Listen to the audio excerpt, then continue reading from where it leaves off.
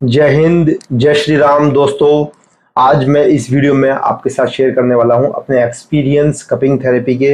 अभी हाल फिलहाल ही मैंने 2 सिटिंग्स ली हैं कपिंग और नीडल थेरेपी की अपने पेन के लिए, क्योंकि जैसे ही मैंने अपनी स्टोरीज़ में आपको पहले भी बताया था कि मेरे लेफ़्ट शोल्डर में बहुत ज़्यादा सीवियर पेन आ चुका है और उसको काफ़ी टाइम हो गया था। मैं वेट कर रहा था कि वो ठीक हो जाए अपने आप से, क्योंकि मैं अक्सर एक्सरसाइज करता रहता हूँ और ये नोटिस करता रहता हूँ कि चलो पेन आया है, समय के साथ अपने आप चला जाएगा एक्सरसाइज के साथ। और मेरे साथ ऐसा होता भी है कि मैं समय देता हूँ और चीज़ें चली जाती है, पर इसके साथ ऐसा हुआ था कि ये काफ़ी लंबे समय से बना हुआ था और जा नहीं रहा था। तो फिर मैंने सोचा कि मसाज या थेरेपी लेता हूँ जिससे कि ठीक हो जाए। तो मैंने घर में मसाज ली, उससे भी मेरे को बहुत ज़्यादा आराम नहीं आया। और उसके बाद फिर मैंने फिजियोथेरेपिस्ट से अपना अपॉइंटमेंट बुक कराया और फिर मैंने कपिंग थेरेपी के लिए पहुंचा वहाँ। तो मुझे अंदाज़ा नहीं था, मैंने पहले भी कपिंग कराई है, पर उस कपिंग में और जो मैंने अभी कराई थी कपिंग और नीडल थेरेपी, उसमें बहुत ज़्यादा डिफरेंस था। मैंने हिजामा भी कराया हुआ है। हिजामा की मैंने वीडियोस कभी डाले नहीं, क्योंकि मुझे लगा नहीं कि ब्लड वगैरह शो करूँ मैं अपना और उसको कटिंग वटिंग दिखाऊं, क्योंकि वो मुझे बहुत पर्सनली बहुत पसंद नहीं आया था। मैंने कराया था बट मेरे को इतना ज़बरदस्त मेरे को लगा नहीं कि इसको ज़्यादा शेयर करूँ मैं। तो मैंने इसलिए उस पर कोई वीडियो नहीं बनाया, पर इस वाली पे मैं वीडियो बना रहा हूँ बिकॉज क्योंकि ये मैंने हमेशा से अपने व्यूवर्स को, अपने फॉलोवर्स को वो चीज़ें बताई है जो मेरे लिए इफेक्टिव रही है, जिनको मैंने अपने शरीर पे यूज़ किया और मुझे उनसे फ़ायदा हुआ, तो मैं आगे भी उनको शेयर करता हूँ। तो इस वाली से मुझे रियली फ़ायदा हुआ है। और वीडियो के अंत तक जब आप इसको देखते रहोगे तो आपको पता चलेगा। मैं अपने उन क्लिप्स को भी शेयर करूँगा इस वीडियो में जो मैंने वहाँ शूट किए थे, कि कैसे उन्होंने मेरे साथ ट्रीटमेंट किया। तो मैं पहली बार जब गया, मैं अपना शेयर कर देता हूँ एक्सपीरियंस। पहली बार जब मैं गया तो उन्होंने मेरी बात सुनी, मेरे दर्द को, मेरे जहाँ मेरी पेन है उस चीज़ को समझा, सुना।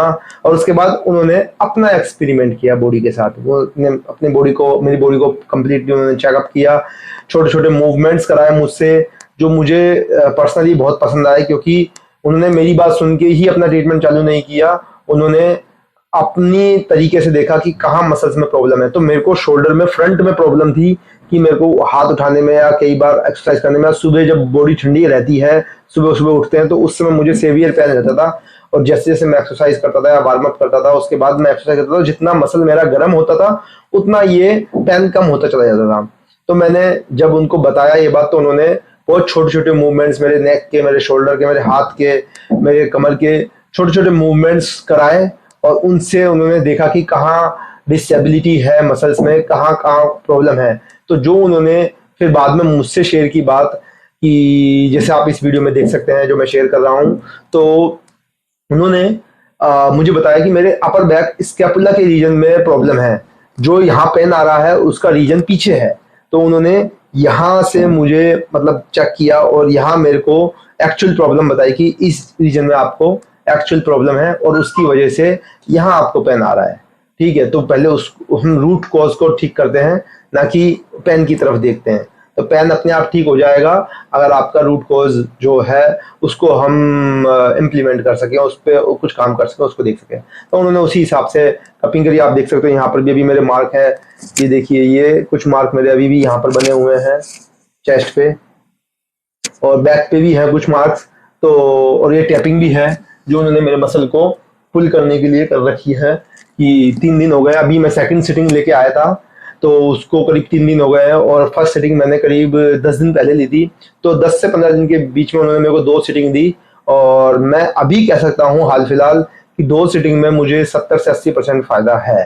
क्योंकि मैं जब सुबह सुबह, आज अभी सुबह है, 10 साढ़े 10 बज रहे हैं, अगर मैं सुबह वर्कआउट नहीं कर रहा या कर भी रहा हूँ सुबह जाके योगा वगैरह कर रहा हूँ, आज तो बरसात है इसलिए मैं गया नहीं। वैसे मैं हर रोज 2 से ढाई घंटा सुबह योगा करता हूँ, शाम को मेरा बॉडी वेट वर्कआउट या कभी कभी जिम में चला जाता हूँ, नहीं तो मोस्टली बॉडी वेट वर्कआउट होता है। तो उस समय जब मॉर्निंग में उठते हैं तो हाथ उठाता था तो मेरे को यहाँ पेन फील होता था, या फिर मैं जब भी एक्सरसाइज पे जा रहा हूँ तो शुरुआत में जब मैं वार्म अप नहीं कर रहा या मेरी बॉडी गर्म नहीं है तो भी मुझे पेन होता था। तो उस पेन में करीब करीब 70 से 80% मेरे को रिलीफ है। और वो रिलीफ आया है, उन्होंने मेरे को बताया कि मेरे जो अपर चेस्ट का एरिया है फ्रंट वाला, यहाँ भी बहुत ज़्यादा हार्डनेस है मसल्स में, जबकि मुझे ऐसा पता नहीं था, क्योंकि मेरी तो फ्लेक्सिबिलिटी आप लोग देख ही चुके हैं कैसी है। ठीक है, पर फिर भी हमारे छोटे छोटे मसल्स और फाइबर्स में हार्डनेस होती है, उनको भी इम्प्रूव करना बहुत ज़रूरी होता है। तो वो सब चीज़ें उन्होंने की और बहुत ही ज़्यादा मुझे इस पे रिलीफ मिला। तो अगर आपको भी इस तरीके से कोई पेन है या फिर कोई प्रॉब्लम है और जो निकल नहीं रही है छोटी चीज़ों से, पहले तो खुद ही देखिए, देखिए कि आप कितना उसको लेके जा सकते हैं या कब तक आप काम कर सकते हैं उसके साथ। तो समय के साथ तो कई बार चीज़ें ठीक हो जाती है, अपने आप ही ऑटोमेटिकली समय के साथ चीज़ें ठीक हो जाती हैं। आप एक्सरसाइज करते रहोगे और कभी कभी ऐसा होता है कि महीने डेढ़ महीना लगता है और आपकी चीज़ें ठीक हो जाती हैं। अगर नहीं जा रही है और आपको फिर वो वर्कआउट में भी प्रॉब्लम कर रही है, आपको डे टू डे लाइफ में प्रॉब्लम करने लग रही है और वो वापस जा नहीं रही है, ठीक है, ठीक नहीं हो रही है, अपने आप से शरीर उसको ठीक नहीं कर पा रहा है, बॉडी इंटरनली उसको इम्प्रूव नहीं कर पा रही है, तो आपको कभी कभी बाहर से भी इस तरह की चीज़ें हेल्पफुल होती है। तो मैं यही इसीलिए मैंने मेरा मकसद था कि क्या काफ़ी लोग मुझे इंस्टा पे मैसेज करते हैं, यूट्यूब पे मैसेज करते हैं कि भैया मेरे ऐसे पेन आ गया वैसे पेन आ गया।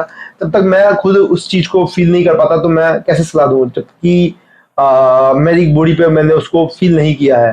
तो जो चीज़ें मैं फील करता हूँ, जैसे कि मैंने आपको पहले भी बताया था जब हैंड स्टैंड की वीडियो डाले थे कि रिस्ट में प्रॉब्लम आ जाती है। रिस्ट में प्रॉब्लम मेरे को काफ़ी समय तक रही थी शुरुआत में, जब मैंने अपनी चीज़ें शुरू की थी।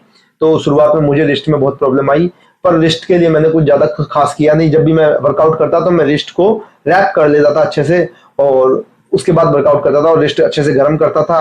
हर बार रिस्ट का वर्कआउट करता था, हर बार रिस्ट को वार्म अप करता था, चाहे कितना ही समय लगे मेरे को, 10 से 15 मिनट में हर रोज रिस्ट को वार्म अप करता था। धीरे धीरे धीरे धीरे 1.5-2 महीने में वो रिस्ट का पेन अपने आप गायब हो गया। अब कभी कभी वापस आ जाता है जब मैं ठंडी रिस्ट के साथ कोई कैलिस्थेनिक वर्कआउट या योगा के कोई बैलेंसिंग आसन लंबे समय तक होल्ड करता हूँ, तो कभी कभी आ जाता है वो दोबारा, बट ऐसा नहीं है कि वो स्थिर रहता है। तो कई चीज़ें आपकी अपने आप चली जाती है, कई चीज़ों के लिए आपको अलग से काम करना होता है। कभी मसाज काम आ जाती है, कभी हल्का सा आइस पैच काम आ जाता है, कभी गर्म पानी का सिकाव काम आ जाता है। तो जो नॉर्मली मैं लोगों को बताता हूँ, जो मैं अपने बॉडी पे यूज करता हूँ, कि कभी कभी अगर जैसे कुछ हो जाता है तो इमीडिएटली अगर मुझे कुछ करना होता है तो मैं आइस पैक यूज करता हूँ। अगर 1 से 2 दिन निकल गए हैं तो फिर मैं उसमें गुनगुने पानी या गर्म पानी में फिटकरी नमक और दारू हल्दी डालकर उससे सिकाई करता हूँ। तो मोस्टली मेरी चीजें उनसे ठीक हो जाती है। बॉडी टू बॉडी टाइप अलग होता है, हो सकता है आपको इनकी भी जरूरत ना पड़े, हो सकता है कि आपको इनसे ज्यादा की जरूरत पड़े। तो ये सब चीजें आप अपने ऊपर लागू कर सकते हो।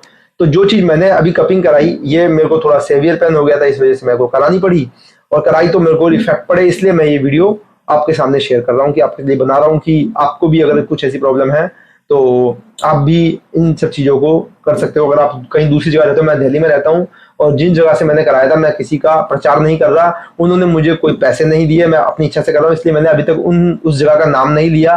पर फिर भी अगर आपको जिस जगह से मैंने कराया है उस जगह का अगर नाम और पता आपको पता करना है, चार्जेस मैं बता देता हूँ, क्योंकि चार्जेस से आपको कोई प्रॉब्लम नहीं होगी। चार्जेस से आपको एक आइडिया हो जाएगा कि आप कहीं और भी करा रहे हो तो आपको आपको पता रहेगा कि इतने चार्जेस लगते हैं। तो एक सीटिंग के मेरे 1500 रुपये लगे थे। जो ये निडल वगैरह जो आप देख रहे हो, इसके और कपिंग के साथ और सारी मसाज वगैरह, सारा चेकअप वगैरह, पूरी सिटिंग 2 से ढाई घंटे की होती थी, जिसमें वो डॉक्टर समझता था बात को, उसके बाद वो जो भी उसको ट्रीटमेंट देना है वो ट्रीटमेंट देता था। तो एक सिटिंग के 1500 रुपये उन्होंने मुझसे लिए थे, ठीक है। और अगर आपको ये पता करना है कि मैंने कहाँ से कराया है ये, तो आप मुझे कमेंट बॉक्स में कमेंट कर सकते हैं। मैं आपके कमेंट के ऊपर ही आपको एड्रेस शेयर कर दूंगा। अगर ज़्यादा कमेंट आते हैं सेम चीज़ के, तो फिर मैं वो एड्रेस और लोकेशन अपने डिस्क्रिप्शन में मेंशन कर दूंगा। तो ये था पूरा वीडियो कपिंग के ऊपर। Thank you so much. आशा करता हूँ कि आपको वीडियो पसंद आया। अगर आप दूसरों की हेल्प करना चाहते हैं तो इस वीडियो को ज़्यादा से ज़्यादा शेयर करें, आगे तक फैलाएं, जिनको लोगों को प्रॉब्लम है, लोग समझें, इन चीज़ों को जानें और अपनी चीज़ों से छुटकारा पाएं, अपने दुखों से छुटकारा पाएं। यही मेरी आशा है। जय हिंद, वंदे मातरम, जय श्री राम।